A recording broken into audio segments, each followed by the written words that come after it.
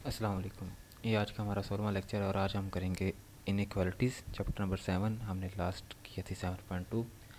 अब 7.3 करनी है, उसके लिए हमें थोड़ा सा समझना पड़ेगा इनइक्वालिटीज़ को। तो आज का हमारा एजेंडा जो होगा वो इनइक्वालिटीज़ होगी, फिर उसके बाद हम पढ़ेंगे लीनियर इनइक्वालिटीज़ और फिर जो प्रॉपर्टीज़ पढ़ेंगे इनइक्वालिटीज़ की। ठीक है जी। तो इनइक्वालिटी, अब दो नंबर हैं, या तो एक्सप्रेशंस कह लें अलजेब्रिक, ठीक है, दोनों आपस में इक्वल नहीं है, यानी कि उनका कोई और रिलेशन है, आपस में इक्वल नहीं है, तो वो हो जाएगी इनइक्वालिटी। अब उनका आपस में रिलेशन क्या हो सकता है?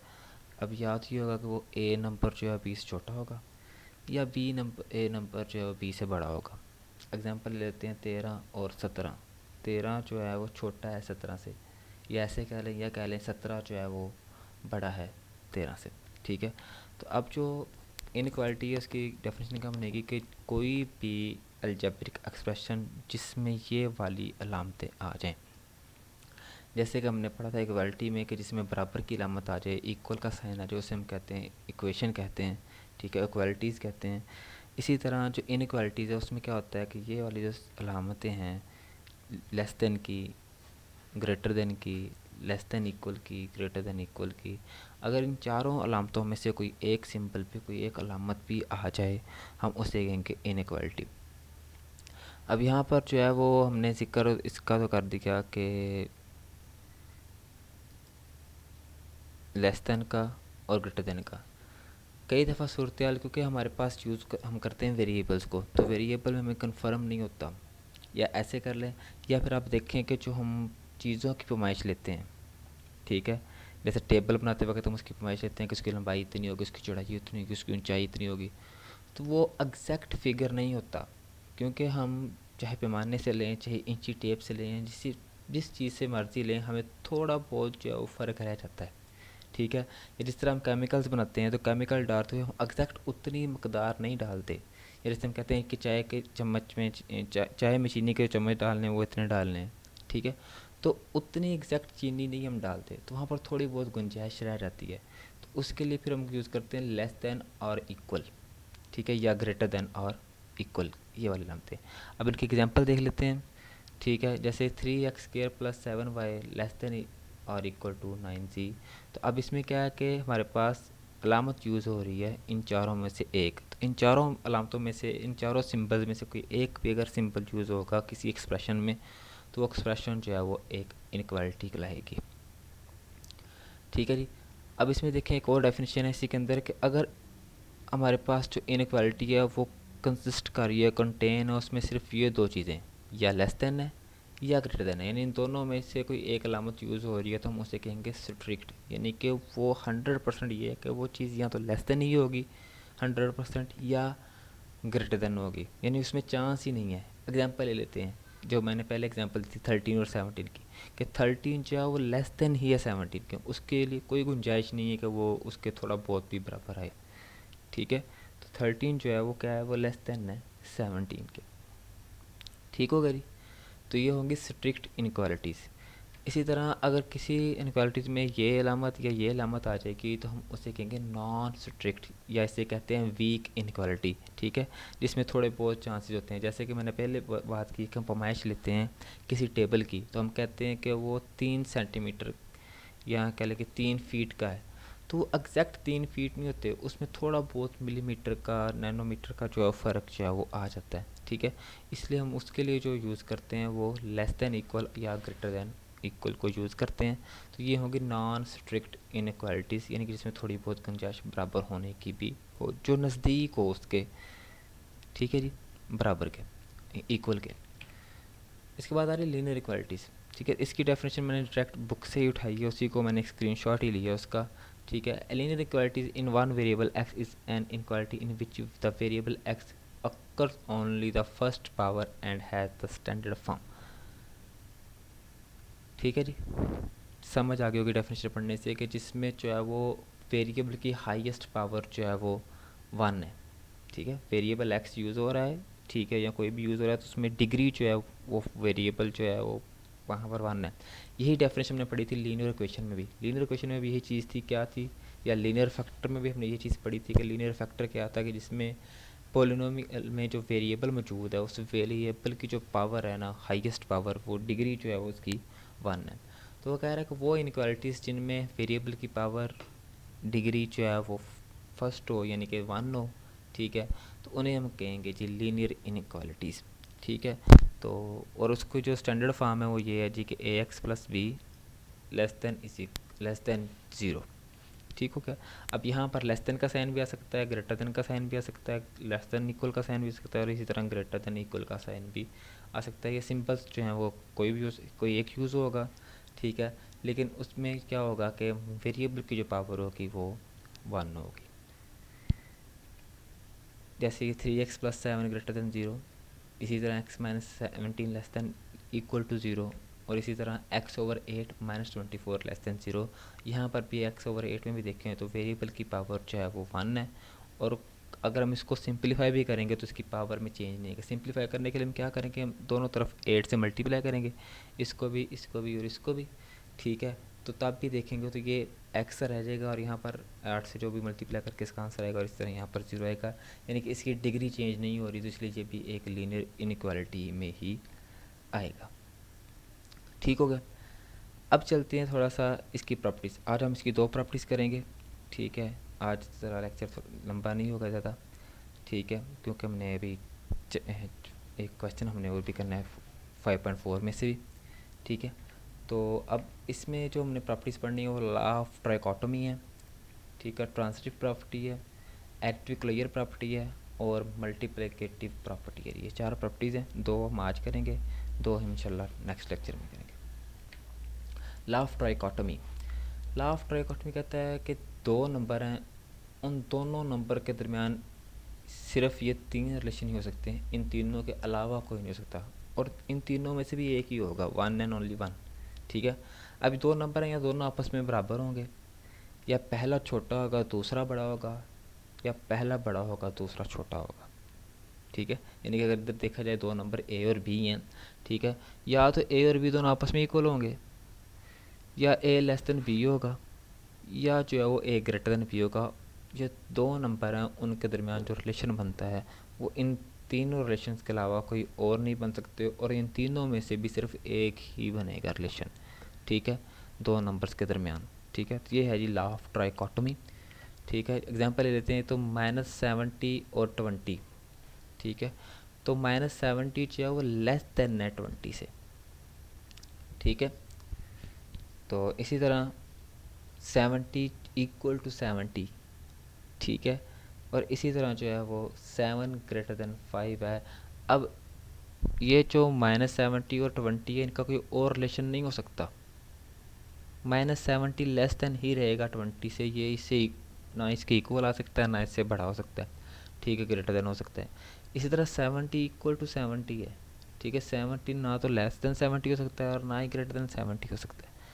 इसी तरह 7 जो है वो ग्रेटर देन 5 है, तो ये इक्वल भी नहीं हो सकता, और उससे 7 जो है वो 5 से लेस देन भी नहीं हो सकता। तो लॉ ऑफ ट्राइकोटोमी के मुताबिक जो 2 नंबर हैं उनके दरमियान जो रिलेशन हो सकते हैं वो ये 3 रिलेशन हैं, और इन तीनों में से भी कोई एक उनके आपस में रिलेशन होगा, कोई और उनका आपस में रिलेशन नहीं हो सकता। उसके बाद है ट्रांजिटिव प्रॉपर्टी। ट्रांजिटिव प्रॉपर्टी बहुत इजी प्रॉपर्टी है, ठीक है। इसमें क्या है जी कि if A greater than B and B greater than C then A greater than C, ठीक है। If A greater than B and B greater than C then A greater than C, यानी कि अगर 3 नंबर हैं उनमें से ए जो है वो बी से बड़ा है, बी जो है सी से बड़ा है, तो ज़ाहिर सी बात है जो ए है वो सी से बड़ा होगा।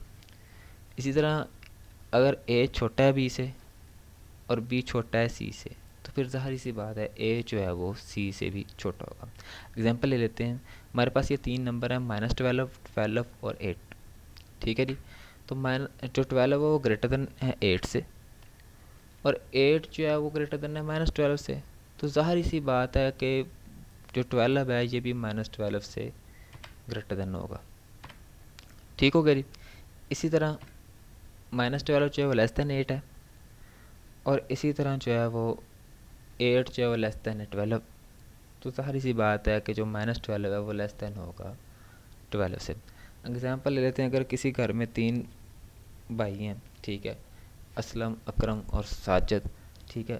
तो अब अकरम जो है वो असलम से बड़ा है, असलम जो है वो साजिद से बड़ा है। तो इसका बात मतलब है कि अकरम जो है, असलम जो है वो भी साजिद से बड़ा होगा, ठीक है। यानी कि अगर एक शख्स वो दूसरे से बड़ा है और दूसरा जो है वो तीसरे से बड़ा है, तो पहला शख्स भी तीसरे से बड़ा होगा, ठीक है। ये है जी ट्रांजिटिव हमारी प्रॉपर्टी। अब चलते हैं वो जो क्वेश्चन जो एक स्टूडेंट को जो है समझ नहीं आया था, ठीक है, उसकी तरफ।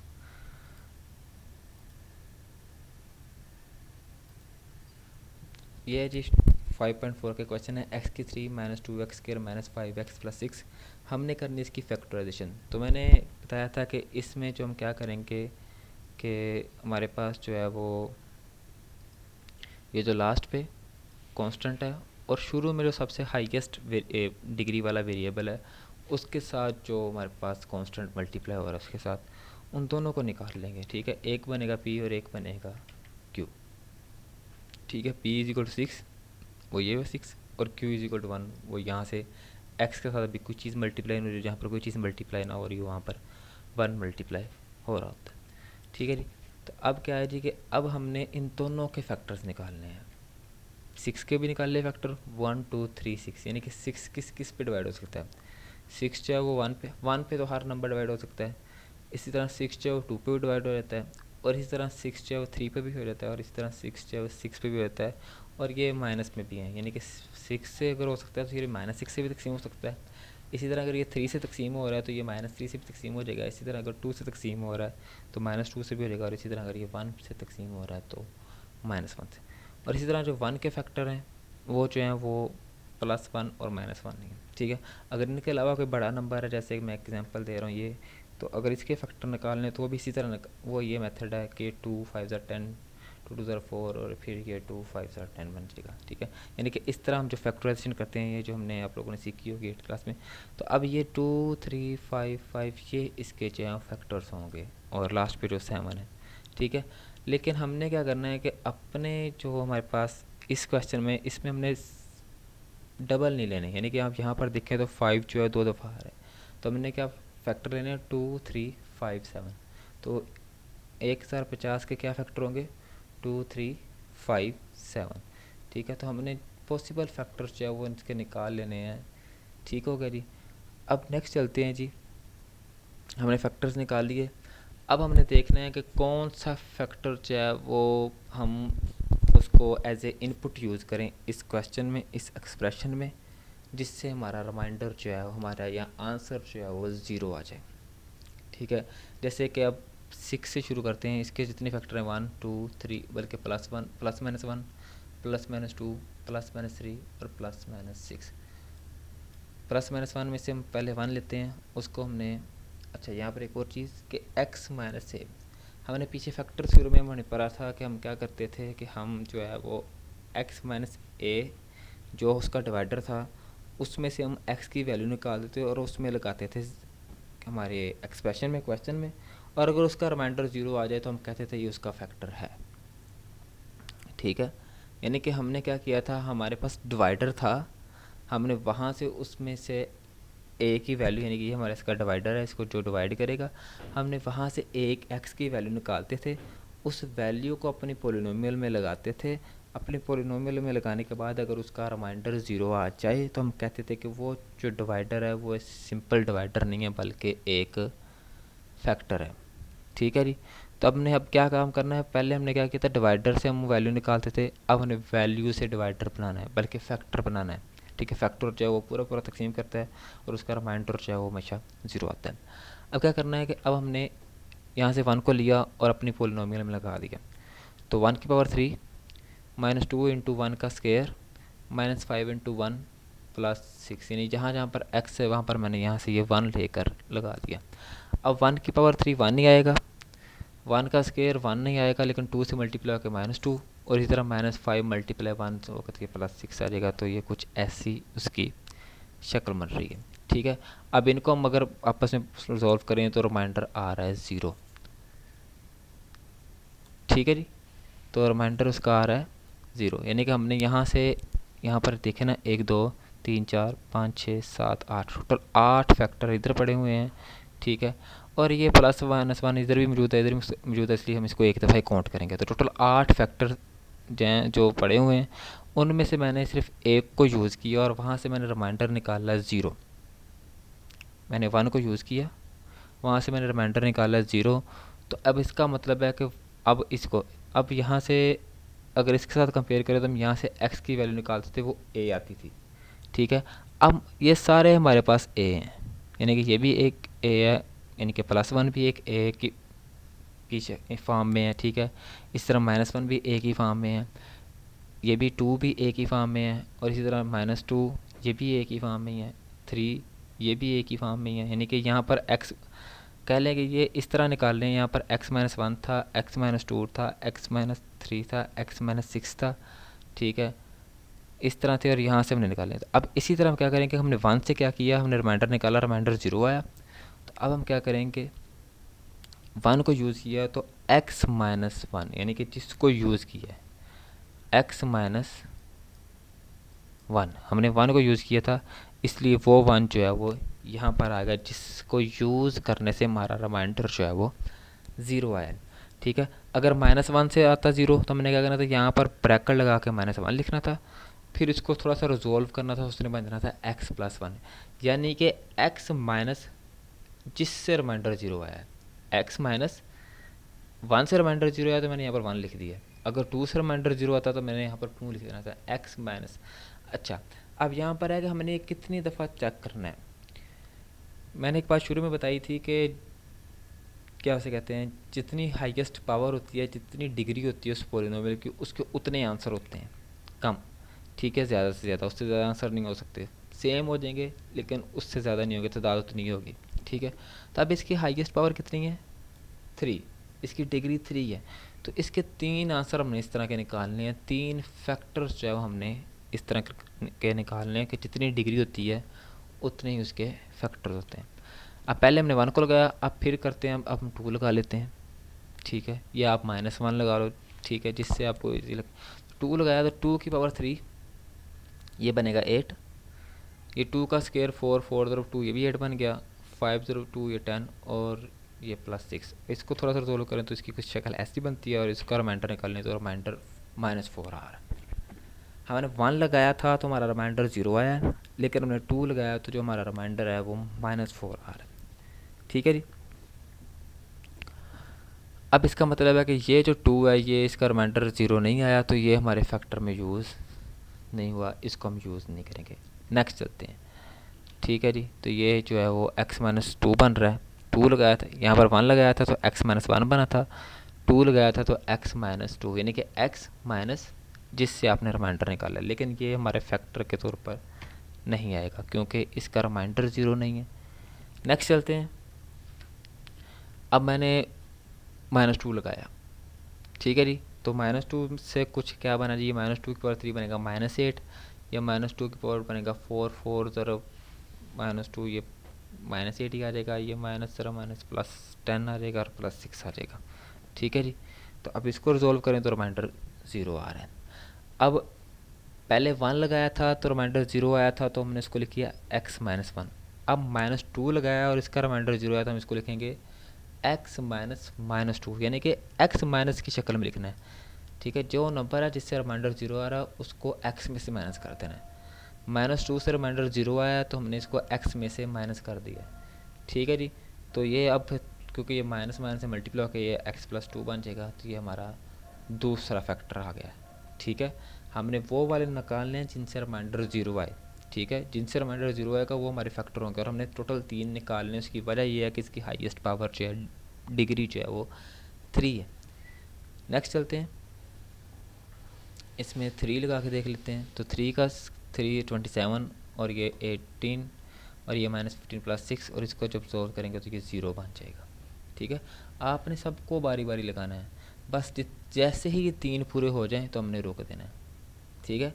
यानी कि पहले मैंने इसको लगाया, इससे तो हमारा रिमाइंडर 0 आ गया, लेकिन इससे हमारा रिमाइंडर 0 नहीं आया, इससे फिर हमारा रिमाइंडर 0 आ गया, और इससे 3 से जो है हमारा फिर रिमाइंडर 0 आकर हमारे 3 पूरे हो चुके हैं। इससे ज़्यादा हम नहीं करने क्योंकि इसकी हाईएस्ट पावर जो है वो 3 है। ठीक है जी। अब क्या है जी कि हमने 3 लगाया तो इसको x माइनस, ठीक है, x में से माइनस कर देंगे तो x माइनस 3। हमने 1 लगाया, वहाँ से रिमाइंडर 0 आया, हमने लिख दिया x माइनस 1। हमने -2 लगाया, वहाँ से रिमाइंडर 0 आया, हमने लिख दिया x माइनस -2, और वो बदल के बन गया था x प्लस 2। ठीक है। हमने 3 लगाया और यहाँ से रिमाइंडर 0 आया तो ये बन गया x माइनस 3। ठीक है। अब हमारे पास 3 फैक्टर आ चुके हैं। ठीक है। और मैंने बताया कि जितनी डिग्री हाईएस्ट होगी, जितनी पावर होगी, उतने ही फैक्टर्स निकालने हैं, उससे ज़्यादा फैक्टर्स निकलेंगे भी नहीं। ठीक है। और जो है वो क्या है जी, निकालने भी उतने हैं। ठीक है जी। तो हाईएस्ट पावर इसकी 3 थी, तो इसलिए हमने x माइनस 1, x प्लस 2 और x माइनस 3 तीन फैक्टर्स निकाले हैं। अब इन तीनों को आपस में मल्टीप्लाई की शक्ल में लिखते हैं तो आपका जो है वो आंसर जो है वो मुकम्मल हो जाएगा, इसकी फैक्टराइजेशन हो जाएगी। ठीक है। तो करना क्या है कि जो हमारे पास नंबर है, नंबर कौन से, जो लास्ट पे बगैर वेरिएबल के आ रहा है, यानी कि इसके साथ x नहीं है, और जो हाईएस्ट पावर के साथ वेरिएबल, यानी कि यहाँ पर फिलहाल 1 है और कोई और चीज़ मल्टीप्लाई नहीं हो रही, उन दोनों को अलग अलग लिखना है और दोनों के फैक्टर्स निकालने हैं। उन फैक्टर्स को बारी बारी अपनी पोलिनोमियल में लगाना है, जहाँ जहाँ पर रिमाइंडर 0 आता जाए उसको x में से माइनस करते जाना है, और जैसे ही 3 मुकम्मल हो जाएँ, क्योंकि इसकी हाईएस्ट पावर 3 है, तो हमने इन तीनों को आपस में मल्टीप्लाई की शक्ल में लिख देना है। ठीक है जी। उम्मीद करता हूँ कि आप लोगों को इसकी समझ आ गई हो।